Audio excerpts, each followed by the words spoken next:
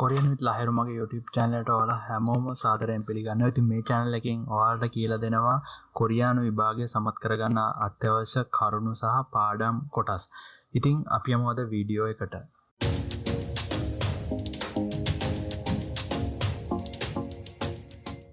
හොඳයි. ඉතින් ආයුබෝවන් කියලා පිළිගන්නවා ඔයාලා හැමෝටම. ඉතින් අද මම උදේම ඔයාලත් එක්ක මේ ගැන කතා කරන්න ඕන නිසා මම මේ වීඩියෝ එක අප්ලෝඩ් කරනවා. මොකද ඔයාලා හැමෝම බලන් ඉන්නවා ඔයාලගේ දාපු ඇඩ්මිෂන් එක අප්‍රූව් වෙලා නැහැ. තාම පෙන්ඩිං රිජෙක්ට් වුණොත් මොකද වෙන්නේ? ඉතින් මම මේ දැන් කෝල් එකක් ගත්තා SLBFE එකට. ඉතින් එයාලා කියනවා එයාලගේ පැත්තෙන් 22කට පස්සේ ඇඩ්මිෂන් අප්‍රූව් වෙන්නත් පුළුවන් කියලා තාම පෙන්ඩිං තියෙන අයගේ. ඉතින් එහෙම එක ගැටලුවක් වෙන්නේ නැහැ කිව්වා. ඉතින් 22කට කලින්ම අප්‍රූව් වෙන්න ඕන කියලා එකක් නැහැ කිව්වා. ඊට පස්සෙත් අප්‍රූව් වෙන්න පුළුවන් කියලා කිව්වා.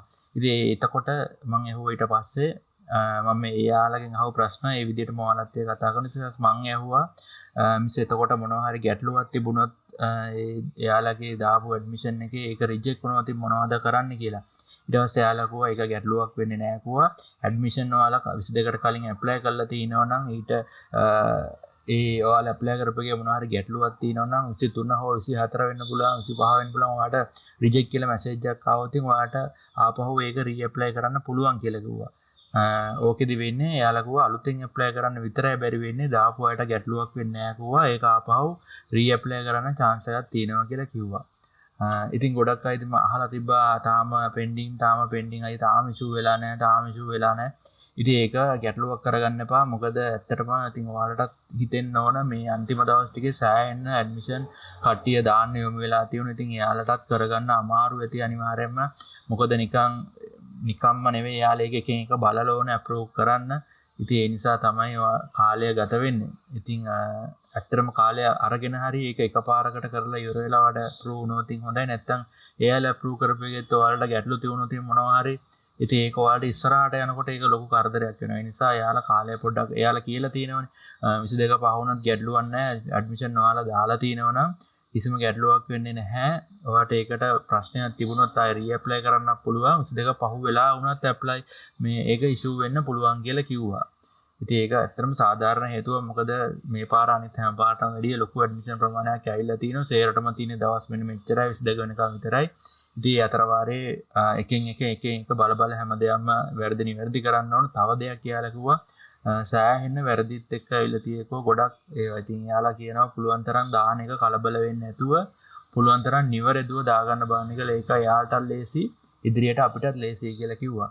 ඉතින් මම කියන්නේ ඔයාලා කලබල වෙන්න එපා. ඔයාලගේ ඇඩ්මිෂන් එක අනිවාර්යයෙන්ම ඉෂුව වේවි. ඉෂුව නොවුනොත් ඔයාලට මැසේජ් එකක් ඒවි. ඉතින් එහෙම 22කට කලින් මේ මැසේජ් එක එන්න ඕන කියලා හේකුත් නැහැ. 22කට කලින් අප්‍රූව් වෙන්න ඕන කියලා හේකුත් නැහැ. ඔයාගේ දාපු ඇඩ්මිෂන් එක පෙන්ඩින් නම් තියෙන එක ගැටලුවක් කරගන්න එපා. කොයි වෙලේක හරි කොහා අප්‍රූව් වෙනවා. එහෙම නැත්නම් ආයි රීකෝල් කරනවා. ආයි රීඇප්ලයි කරන්න පුළුවන් වෙනවා ඔයාට. ඉතින් ඒකට තව අලුත් දෙයක් එකතු කරන්න තියෙනවා. සමහර අය යාලා තියෙනවා මම 14 දැම්මේ තාමත් ඇවිල්ලා නැහැ. 15 දාපු අයටත් ඇවිල්ලා තියෙනවා. ඉතින් එහෙම ගැටලුවක් වෙන්නේ නැහැ. ඉතින් ඒක එච්චර ඔයාලා හිතන්න එපා. මොකද මම දන්න කීප දෙනෙක් ඉන්නවා. එයාලට ඇවිල්ලා තියෙන අතර මේ වුණත් එයාලගේ ඇඩ්මිෂන් නම්බර් එක බලනකොට ලොකු වෙනසක් තියෙනවා. ඒ කියන්නේ 13 දාපු අයගේ තියෙන්නේ 800 ගණන් 1000 ගණන් කියලා හිතන්නකෝ. නමුත් 13 උදේ දාපු අයට 1000 ගණන් ඇවිල්ලා 13 හවස දාපු අයට 800 ගණන් ආපු අය ඉන්නවා. ලක්ෂ 5න් දකොයිද පටන් ගන්න මම හිතන්නේ ඇඩ්මිෂන් නම්බර් එක. ඉතින් එතන ඉඳලා ඉස්සරහට තමයි නම්බර්ස් දීලා තියෙන්නේ මම දැක්ක විදියට. ඉතින් එහෙම තමයි ඒක පිළිවෙලක් නැහැ. ඉතින් මුලින් දැම්ම කියලා මුලින් එක්සෑම් එක එන්නේත් නැහැ. අගට දැම්ම කියලා අගට එක්සෑම් එක එන්නේත් නැහැ. ඉතින් ඒක ෂෆල් කරලා තමයි දාන්නේ. ඉතින් ඒ ගැන හිතලා ඔයාලා අවසන් වෙනකන් ඉන්න බා. පුළුවන් තරම් දැන් අද දාන්න ඉන්න අය අද උදේම දාගන්න බලන්න. හවස වෙනකොට මොන තත්ත්වයක් තියෙද්ද නැහැ. නිකන් හරි වෙබ්සයිට් එක ඩවුන්ලෝඩ් කරනවා. ඉතින් සර්වර් එක ඔයාලට ඒක දාගන්න බැරි වෙනවා. හොඳයි. ඉතින් මම අදට ගිහිල්ලා එන්නම්. ඔයාලට සුබ දවසක්.